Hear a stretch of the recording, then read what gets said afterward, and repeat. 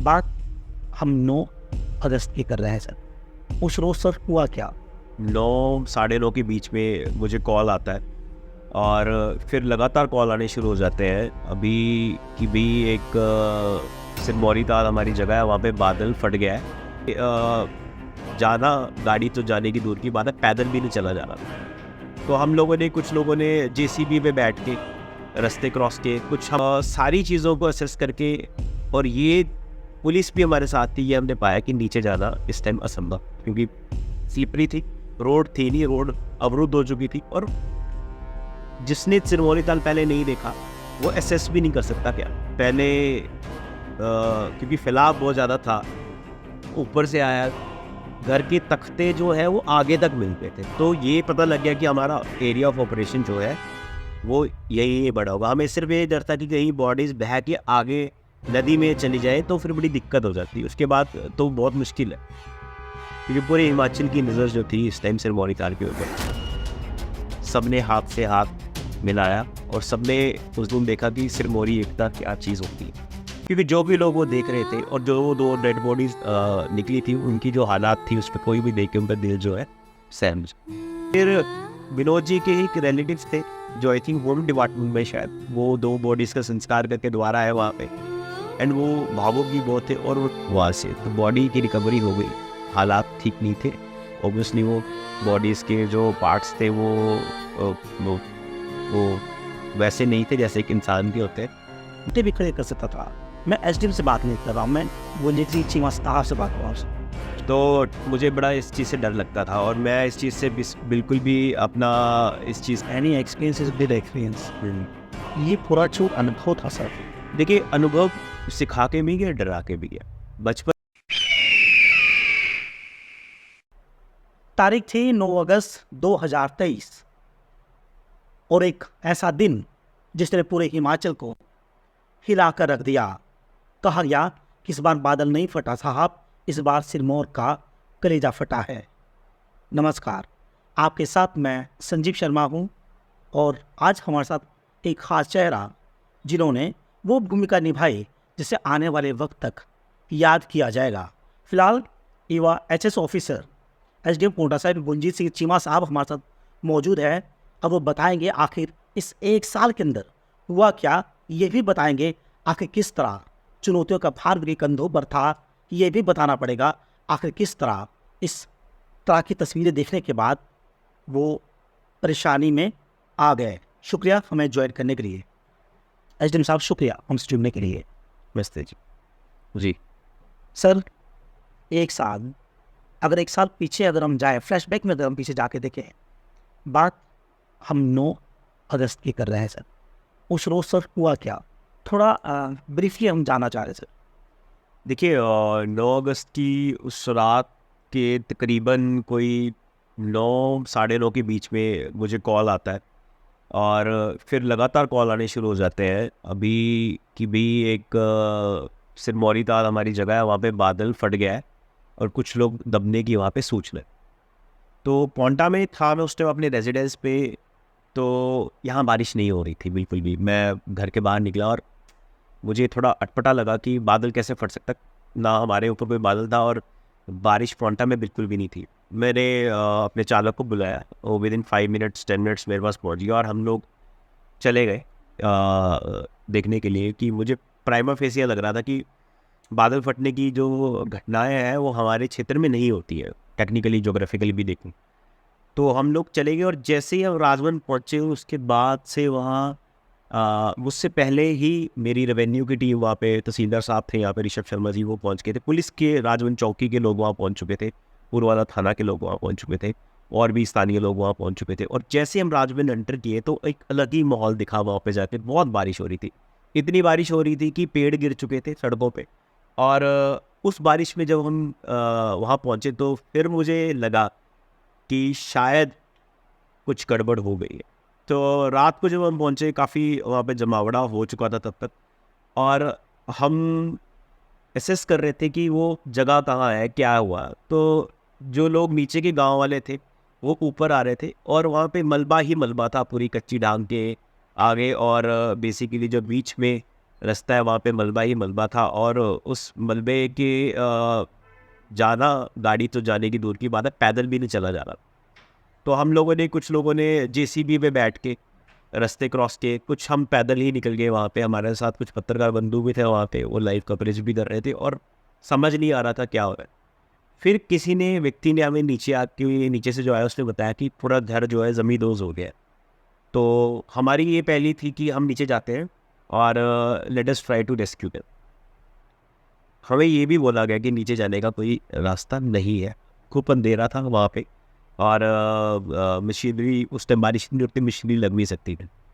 तो फिर हमने ये सोचा कि क्या किया जा सकता है। तो ये हमने काउंट हेड किया, वहाँ से लोगों को सेफली सीसीआई राजमंड के गेस्ट हाउस में पहुँचाया। कुछ लोग वहाँ पे एक सराय थी, वहाँ चले गए।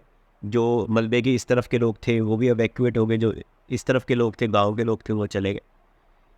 फिर धीरे धीरे जो छन के खबरें आने लगी और लोगों से बातचीत हो रही थी, वो ये उन्होंने बताया कि एक परिवार शायद वो है ज़मींदोज़ हो गया है। फिर हमारे अंदर ये एक बड़ी कौतूहल से पैदा हो गई कि भाई हमें अभी जाना चाहिए नीचे। सबसे पहला basic rule of disaster management ये होता है कि आप लोग जब किसी खतरे को देखते हो तो आपको कितना जोखिम लेना है उसको आपको मापदंड करना चाहिए, हमें ट्रेनिंग में सिखाते हैं। उस टाइम पे हमने सारी चीज़ों को असेस करके, और ये पुलिस भी हमारे साथ थी, ये हमने पाया कि नीचे जाना इस टाइम असंभव, क्योंकि स्लिपरी थी, रोड थी नहीं, रोड अवरुद्ध हो चुकी थी, और जिसने सिरमौली ताल पहले नहीं देखा वो असेस भी नहीं कर सकता क्या। तो फिर हम लोग रात भर चलते रहे, हम लोगों को खाना वगैरह मंगाया गया, उसमें काफ़ी जो लोकल लोगों ने ही काम किया, जो हमारी सहायता थी वो हमने कर पाए, और हमने मॉर्निंग तक का वेट किया। मॉर्निंग 5 o'clock, 4:30, 5 o'clock हम लोग दोबारा से साइट में पहुँचे। साइट में पहुँचने के बाद हमने जब देखा तो वो जो मंज़र था वो ऐसा था कि वहाँ कुछ था ही नहीं, क्योंकि इतना याद नहीं था किसी को, हमें तो इतना याद नहीं था कि घर था वहाँ पे कोई। फिर मैंने गूगल मैप्स निकाले और मैंने देखा वहाँ पे एक स्ट्रक्चर खड़ा, और वो स्ट्रक्चर अब नहीं दिखा। नीचे गए, तब तक काफ़ी मीडिया और काफ़ी लोग भी आ गए थे। विनोद मिला हमें, सुबुद हो चुका, और 5 मेंबर उसके फैमिली के वहाँ पे नहीं थे उसके साथ में। छन छन के खबरें फिर आने लगी, क्या हुआ, रात को बारिश आई, और लोग उस तरफ आ रहे थे, क्योंकि खाला ट्रेडिशनली वहाँ कभी बहता नहीं था, उनका घर सेफ जोन में था। 5 लोग, अब उम्मीद करते हैं हम तब भी कि शायद बचाव हो गया हो। तो मशीनरी की मदद, हमारे NHAI का काम आज चला हुआ, तो मशीनरी हमारे पास रेडीली अवेलेबल थी, जेसीबी, पोकलेन सब मंगवाई, और शुरू हुआ फिर रेस्क्यू मिशन था हमारे लिए कि मे बी विल रेस्क्यू सम। वो रेस्क्यू मिशन जो है वो धीरे धीरे टाइम आते आते कन्वर्ट होता गया बॉडी रिकवरी मिशन के साथ। लगे रहे हम लोग पहले, क्योंकि फैलाव बहुत ज़्यादा था, ऊपर से आया, घर के तख्ते जो है वो आगे तक मिलते थे, तो ये पता लग गया कि हमारा एरिया ऑफ ऑपरेशन जो है वो यही बड़ा होगा। हमें सिर्फ ये डर था कि कहीं बॉडीज़ बह के आगे नदी में चली जाए तो फिर बड़ी दिक्कत हो जाती है, उसके बाद तो बहुत मुश्किल है, क्यों फटीक भी आ जाती है और लोगों का उत्साह, जो मनोबल है वो टूटना शुरू हो जाता है। दोपहर तक फिर भीड़ भी आई वहाँ पे, उस भीड़ में काफ़ी लोग थे काम करने वाले, हमारे फायर डिपार्टमेंट के, हमारे होम के, हमारे पुलिस के जवान, हमारे लोकल वॉलंटियर्स, हमारे खुद की रेवेन्यू की टीम, हमारा जिला प्रशासन सारा आया पहुँचा होता, क्योंकि पूरे हिमाचल की नज़र जो थी इस टाइम सिरमौली ताल के ऊपर थी। और फिर 2 बॉडीज़ रिकवर हुई, दादा की और पोती की। वो जहाँ रिकवर हुई, हमने अनुमान ये लगाया कि फिर हो सकता है कि यहीं पे ही बाकी बॉडीज़ भी हो। हम खोदते रहे वहाँ पे। अच्छा, खोदने के लिए भी बहुत चैलेंजेस होते हैं। आप जेसीबी से जब खोदने लगते हैं तो बॉडीज़ बहुत डेलिकेट होती हैं, तो उसको धीरे धीरे करके खोद रहे थे कि बॉडी की क्षतिग्रस्त ना हो जाए, और वहाँ पे हमें कोई कामयाबी नहीं मिली। फिर पूरा रात दिन लगे रहे, बल्कि मैं धन्यवाद करना चाहता हूँ यहाँ की संस्थाओं का, खालसा इंटरनेशनल, कावड़ संस्था, हमारे पातियों के मंदिर वाले, सब लोगों ने लंगर लगाया वहाँ पे लोगों को, क्योंकि भोजन की ज़रूरत भी होती है वहाँ पे, और सभी को लंगर लगा के वहाँ पे उन्होंने उनका खाने पीने का पूरा अरेंजमेंट किया। सब ने हाथ से हाथ मिलाया और सबने उस दिन देखा कि सिरमौरी एकता क्या चीज़ होती है। क्योंकि जो भी लोग वो देख रहे थे और जो 2 डेड बॉडीज़ निकली थी, उनकी जो हालात थी, उस पे कोई भी देख के उनका दिल जो है सहम जाए। अगले दिन हम फिर पहुँचे वहाँ पे और फिर हमने भीड़ भी थोड़ी कम होने लगी थी फिर, और वो ठीक भी होता है क्योंकि ऐसे रेस्क्यू मिशंस में या ऐसे बॉडी रिकवरी मिशंस में या ऐसे डिज़ास्टर के टाइम में ज़्यादा भीड़ को अनियंत्रित हो जाए तो उसको ठीक। काफ़ी वॉलंटियर्स थे उसमें से कुछ लड़कों को मुझे नाम याद नहीं आ रहा था, उनको हमने सम्मानित भी किया था 15 अगस्त को, जो कि निस्वार्थवान लगे हुए थे और दूसरी बात बारिश बहुत है। अभी देखो उस टाइम की वीडियोस अगर आप देखेंगे बारिश बहुत तेज़ हो रही थी, पर एक चीज़ थी, हम दृढ़ थे, मैं और मेरी टीम, हम लोग बैठे रहे वहाँ पे क्योंकि हमने ये सोचा कि अगर हम चले जाएंगे तो हो सकता है कि ये धीमा पड़ जाए, और जैसे जैसे इतना डिले होगा अब सिर्फ कि जो बॉडीज़ जो हमें रिकवर होगी उनकी जो मर्यादा है वो और ख़त्म होती जाएगी। फिर विनोद जी के ही एक रिलेटिव्स थे जो आई थिंक होम डिपार्टमेंट में शायद वो 2 बॉडीज़ का संस्कार करके दोबारा आए वहाँ पे, एंड वो भावुक भी बहुत थे और उन्होंने लीड कर रहे थे आगे।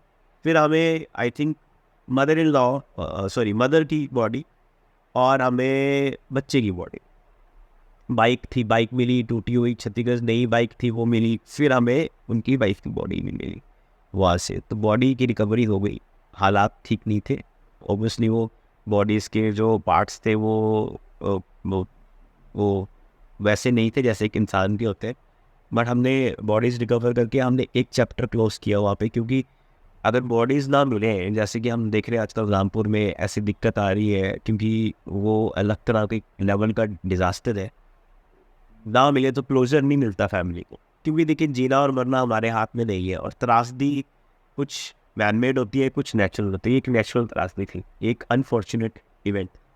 हमारी तरफ से हम यही कर सकते थे, विनोद को ये बोल सकते थे कि हम आपके साथ खड़े हैं। हम पूरे जिला प्रशासन, हमारी हिमाचल की पूरी सरकार, हमें बल्कि ऊपर से ये डायरेक्शंस थी हर पॉसिबल वो काम करने के लिए जिससे कि फैमिली एस्योर्ड हो, जिससे कि ये पता लगता है कि कितना मार्मिक जो दूरदर्शन और मार्मिक सोच रखी हुई है सरकारों ने भी इस इन टाइम में, बिना किसी भी चीज़ को ना देखते हुए, किसी भी राजनीति को ना। फिर हमने बॉडीज़ रिकवर की और उसके बाद फिर मरहम लगाने का समय आना शुरू हुआ, और फिर हमने देखिए फैमिली की आपूर्ति तो नहीं कर सकते, बट हमने विनोद को यह आश्वासन दिया था जो कि आज तक कायम है कि उस भाई को कुछ भी चीज़ की ज़रूरत हो, जैसे डिज़ास्टर के रिलेटेड उसको जो फंड मिल रहा था वो भी हमने आई थिंक बहुत जल्दी उसको दिलवा दिया था। पैसे से तुलना तो नहीं करे जा सकते, पर हम जो कर सकते हैं हम वो चीज़ हमने करी वहाँ पे, और एक चैप्टर तब वहाँ पे क्लोज हो जाता है। मेडिकल में आप इससे नहीं गए कि आप आ रही थी कि सामने जो आप मंजर देखेंगे वो तकलीफ देगा, वो डरावना होगा, और वो मतलब रोंगटे भी खड़े कर सकता था। मैं एसडीएम से बात नहीं कर रहा हूँ, मैं वो जैसी चीमा साहब से बात कर रहा हूँ। क्या था माइंड के अंदर? देखिए जब 10वीं के एग्ज़ाम हुए डिस्ट्रिक्ट में, मैंने टॉप किया तो मेरे पिताजी चाहते थे कि मैं डॉक्टर की पढ़ाई करूँ। अब मुझे चीफ आड़ और एक फ़ोन से हाल दो, मैं अभी मेरी शादी डॉक्टर के साथ हुई है, तो मुझे बड़ा इस चीज़ से डर लगता था, और मैं इस चीज़ से बिल्कुल भी अपना इस चीज़ के प्रति बिल्कुल भी मेरे को कंफर्टेबिलिटी। तो मुझे याद है जब मैं एसडीएम कुमार सिंह था नारकंडा, 3 बच्चे जो दिल्ली से घूमने आए थे उनकी डेथ हुई थी, तो उनकी बॉडी जब रिकवर की तो मैंने फर्स्ट टाइम उस टाइम कुछ इस तरह की चीज़ देखी थी बड़ी क्लोजली, और मुझे इम्पेक्ट की थी।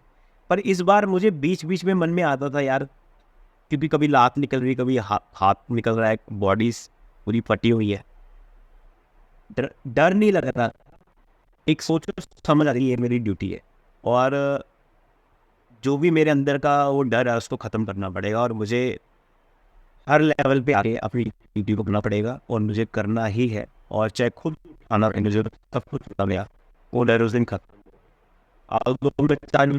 द्वारा कभी किसी की ज़िंदगी में आए या दिखे, बट प्रशासनिक अधिकारी के तौर पे और बाकी कर्मचारियों के तौर पे भी हर किसी के लिए एक भाव्य होता है, क्योंकि मेडिकल के लोग इस चीज़ के लिए प्रिपेयर्ड होते हैं। हम लोग जो होते हैं, जो प्रशासनिक अधिकारी होते हैं, जो सिविलियंस होते हैं, वो उनके लिए थोड़ा सा टफ टास्क होता है, but then again to lead by example हम लोगों को उस टाइम जिगरा अपना कठोर करके इस काम को करना होता है। सर इंग्लिश में एक शब्द है कि any experience is big experience. ये पूरा छूट अनुभव था सर, क्या सिखा के गया? देखिए, अनुभव सिखा के भी गया, डरा के भी गया। बचपन में जब बारिश होती थी, कॉलेज में जब बारिश होती थी, तो हम मज़े करते थे। अब जब बारिश होती है तो कहीं ना कहीं डर लगता है। और अभी थोड़े दिन पहले बारिश हुई बहुत ज़्यादा पवनता में तेज़, तो डर लगने लग गया। डर इस करके लगने लग गया कि कुछ चीज़ें हमारे हाथ में नहीं है, क्योंकि इस साल भी एक व्यक्ति हमारा खाले में बह के उसकी डेथ हो गई, डॉन्स नदी में जाके मिला, अभी पीछे की बात है। तो डर लगता है कि किसी के साथ हताहत कोई नुकसान ना हो जाए, खास करके आपके टाइम में। ये मेरे को ज़रूरी ऐसा लगता है कि जो अनुभव मिलता है डिज़ास्टर मैनेजमेंट की, हम बहुत ट्रेनिंग करते हैं। बल्कि ये भी बताना चाहूँगा आपको, सीएम साहब ने भी हमें प्रोत्साहन दी, हमें अवार्ड किया हमारी टीम को। But the fact is that कि हर डिज़ास्टर हमें सिखाता है। कहीं भी अब डिज़ास्टर जैसे वायनाड में अभी हुआ, वो क्या कर रहे हैं, तो हम उसको पहले न्यूज़ को इतना देखते नहीं थे। जहाँ रामपुर में क्या हो रहा है, स्निफर डॉग बुलाया हुआ है रामपुर में, तो हम देख रहे हैं कि क्या क्या हमारे पास रिसोर्सेज अवेलेबल है, ताकि कल को हमारे साथ ही कोई चीज़ अगर ऐसी हो तो हम तैयार रहें। हमारे रिसोर्स पॉइंट होने चाहिए हमारे पास ऐसे लोगों के नाम और नंबर है जो कि तत्पर है काम करने के लिए। हमें पता है कि ऐसी कोई दिक्कत आए तो हमें किसको फ़ोन करना है और कैसे किस लोगों को बुला के यहाँ पे काम करना है और किस तरीके से उनका सहयोग लेके किसी की ज़िंदगी बचाना है। तो इससे सीखने को बहुत मिलता है, एक्सपीरियंस भी मिलता है। बट देन अगेन, ये हैंड्स ऑन एक्सपीरियंस मैं चाहता हूँ कि किसी की ज़िंदगी में ना आए। और बट हाँ, डॉक्यूमेंटेशन बहुत ज़रूरी है। हमने इससे सीखा और हमने इसको आगे काम करने के लिए इस बात में कितनी सच्चाई है कि अ, विनोद से हमारी बात हुई, Vinod Chaudhary off the record, उन्होंने कहा कि इस पूरे घटना के बाद, इस हादसे के बाद मैं अकेला पड़ गया था और मैं अनाथ हो गया। बोला कि आपने उन्हें संभाला है। क्या रिलेशन है सर बीच का? देखिए, रिलेशन मानवता का है। मैं तो एक माध्यम हूँ। मेरे ज़रिए मेरी जो पूरी टीम थी, मेरे रेवेन्यू की टीम थी, हमारे तहसील के पटवारी, हमारे तहसीलदार साहब, क्योंकि बहुत सारे इश्यूज़ होते हैं जब आदमी अकेला पड़ जाता है। तो विनोद को ये आश्वासन दिया गया था जो आज भी कायम है, पूरी ज़िंदगी कायम रहेगा, कि भाई आपको कुछ भी ज़रूरत होगी आपने हमें बताई, कोई भी आपको दिक्कत होगी। वो आया, उस दिनों के बाद कुछ इश्यूज़ थे वो सॉल्व हुए, 2-3 और इश्यूज़ थे वो भी सॉल्व हुए। तो ये कमिटमेंट थी उसके साथ। ऐसी कमिटमेंट हमारी हर व्यक्ति के साथ रहती है, बट वो एक स्पेशल केस था हमारे लिए भी, क्योंकि वो हमारा भी पहला केस था। और और एक एक दया का भाव भी था थोड़ा, क्योंकि उसके परिवार में कोई बचा नहीं। अब ना उसके बच्चे बचे, ना उसकी वाइफ बची, ना उसके माँ बाप बचे। तो अनाथ वो अपने आप को बोल सकता है, बट उसके साथ सरकार खड़ी थी और ये आदेश भी थे ऊपर से हर संभव सहायता विनोद की। एक आखिरी सवाल सर, सिरमौरी ताल को लेकर किसी जब हमारा वहाँ जाना हुआ, ग्राउंड जीरो पर हमारी मौजूदगी थी, तो लोगों का ये कहना था कि उनके लिए थोड़ा सोचा जाए, उनसे आप सब कुछ ले लीजिए और जो जिंदा रहे उसके लिए उनके लिए एक छोटा सा जमीन का टुकड़ा कहीं दे दिया जाए।